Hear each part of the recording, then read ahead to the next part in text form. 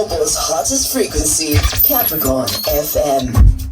It's Thursday, Property Speaking, and we know that people are always looking for cheaper ways to acquire property. And lately, there's trends that we are hearing and influences on the property market or in the property market talking about one of the cheaper ways to get property is actually buying property that have been repossessed. We're going to be talking to broker and owner of REMAX, Philip Skuman. Philip, good morning. Are you good? Guys. Thanks for having me, as always. So is buying repossessed a good idea that people seem to think it is? So there's a lot to say here. Just touching on Complexion's story. There's a lot of things that you don't know could be wrong with that property. Okay. And just if we think about it logically, somebody who hasn't paid their bond is the kind of person whose property gets repossessed. True. This also probably didn't pay his rates and taxes, his levies. Oh, sure. And these things are going to be outstanding, and you need to settle before you can take transfer.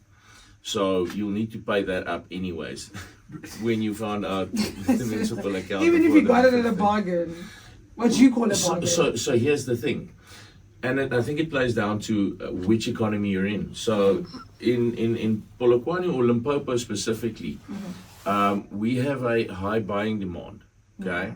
So if there's a high buying demand, you'll find that you can move a property for just under market value, and you don't need to let it be repossessed. It's going to sell at a decent value. Okay. You see what I'm saying?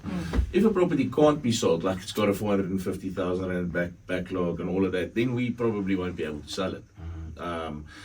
There are ways to do it, but yeah. So in our current demand cycle where we find ourselves in Limpopo, and I would dare say the only area that I think that could be feasible in is Gauteng.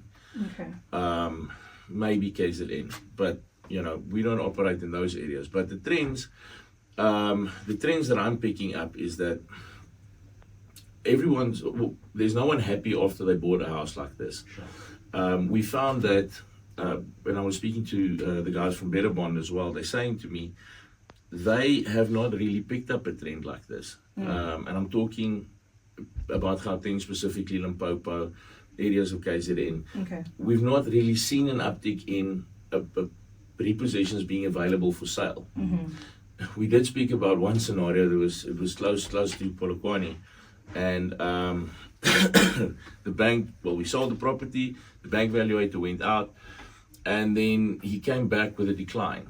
And this property was well priced. Okay. And he came back with a decline, and he said that the property, well, the reason for the decline was the property is not suitable for mortgage purposes. The bank doesn't want to touch it. Oh. So, if the bank doesn't want to touch it, why do you want to? And you see what I'm trying to say. So you might assume something is going for a bargain. Now we got to also see what is a bargain. Perspective is key.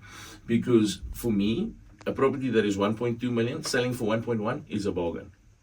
Okay, I mean, but what if Philip? I mean, in my case, the experience I had, you go there, the property is owing 450,000 rands worth of municipal rates and taxes, and I'm the only bidder, or it's just the two of us, and they start at the lowest price. They'll have a reserve. Yeah. So when I do my calculations, I will still be able to take 450 and settle those and still pay close to nothing for the property, keeping in mind that I might sell it for 2 million rands later on.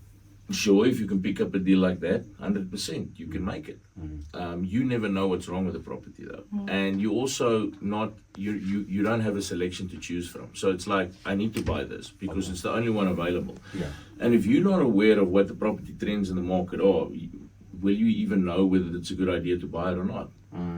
so I mean, with the example you mentioned earlier on to say sometimes the bank doesn't want to touch something, would you want to touch it? So say you want to, I mean, what are we looking at? I mean, what kind of questions should you ask to try and get to the bottom of what may be wrong or what may be right? Property condition report. And on that, which is now law, by the way. So is it to the T though? So this is the thing. You can pay for your own inspector to come, but it's at your cost. The owner needs to supply you with information he knows about. Now, if he's not an engineer, he's not going to know that there's structural issues or whatever. He's just selling his property and he's telling you, yes, the roof leaks there or there, whatever.